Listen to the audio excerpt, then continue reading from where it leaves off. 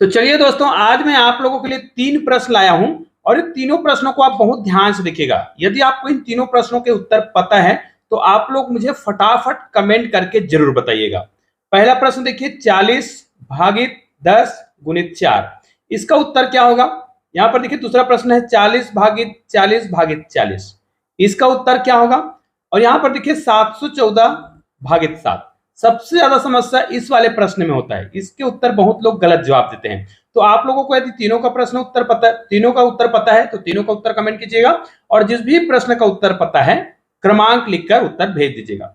चलिए हम यहां पर देखते हैं, बच्चों को भाग देना सिखाना है ना, तो इस प्रकार के ट्रिक का प्रयोग आप कर सकते हैं। और यदि आप कंपटीशन एग्जाम की तैयारी कर रहे हैं तो इस प्रकार के प्रश्नों को बहुत ध्यान से देखिएगा। ठीक है, सबसे पहले आपको याद रखना है, यहां पर जो प्रश्न बन रहा है उसमें आपको बोर्ड मास नियम का जो प्रयोग करते हैं ना, जैसे यहां पर मैं लिख देता हूं बोर्ड मास जो नियम है, ये देखिए आपको क्या करना है, सबसे पहले ब्रैकेट का प्रयोग करना है, यदि है तो, हमारे प्रश्न में नहीं है।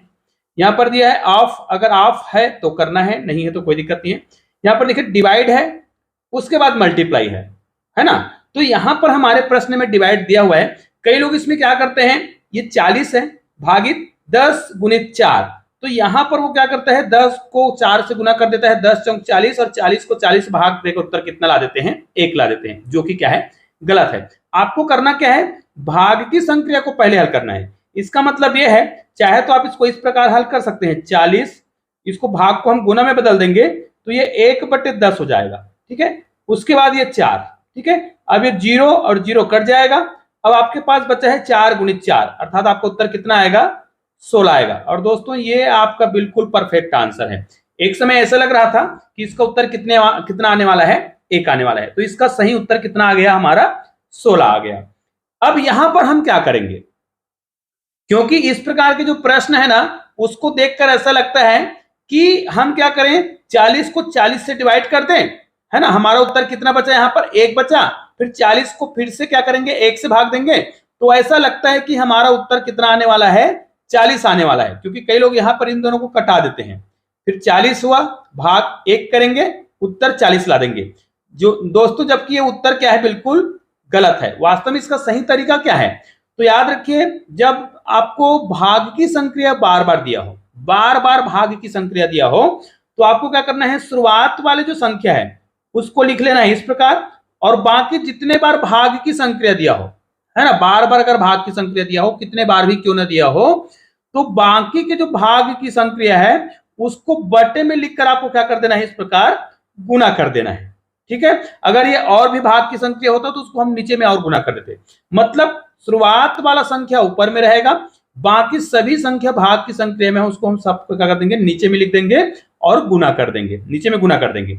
अब 40 और 40 कट गया तो हमारा उत्तर कितना आ गया, 1/40। अब इसको चाहे तो आप भाग दे सकते हैं, या फिर आपके उत्तर में इस प्रकार के ऑप्शन दिए होंगे तो यही आपका क्या है, राइट आंसर है। तो ये भी हो गया। सबसे ज्यादा समस्या इस प्रश्न में होती है, अक्सर इस प्रकार के प्रश्नों को बच्चे क्या करते हैं, यहाँ पर देखिए मैं आपको बता रहा हूँ, 7 एकम 7 करेंगे, यहाँ पर 7 एकम 7 और बच्चा क्या करता है 7 दूनी 14। तो दोस्तों यहाँ पर उत्तर कितना ला देते हैं, 12 ला देते हैं, जो कि उत्तर क्या है, गलत है। अभी इस वीडियो में हम प्रूफ भी करने वाले हैं कि वास्तव में ये उत्तर गलत क्यों है, ये 12 आंसर क्यों नहीं आएगा, तो कितना आएगा।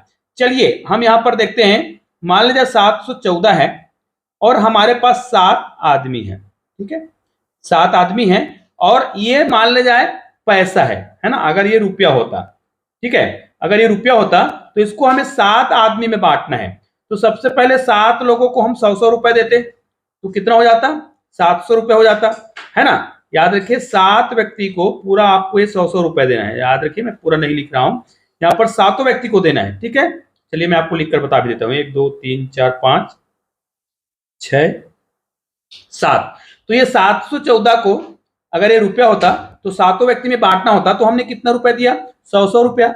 लेकिन अब आपको पता है कि 14 रुपए हमारे पास और बचे हुए हैं, 14 रुपए को इन 7 व्यक्ति को फिर से देना है, तो यहां पर हम कितना कितना रुपए और देंगे, तो प्रत्येक व्यक्ति को 2-2 रुपए और मिलने वाला है, ठीक है। तो अब आप देख सकते हैं ये हमारा फाइनल आंसर आ चुका है। तो यहां पर हमारा उत्तर कितना आ गया जी, यहां पर आ रहा है उत्तर 102, अर्थात यही उत्तर आएगा, सभी में एक उत्तर कितना आ रहा है, 102।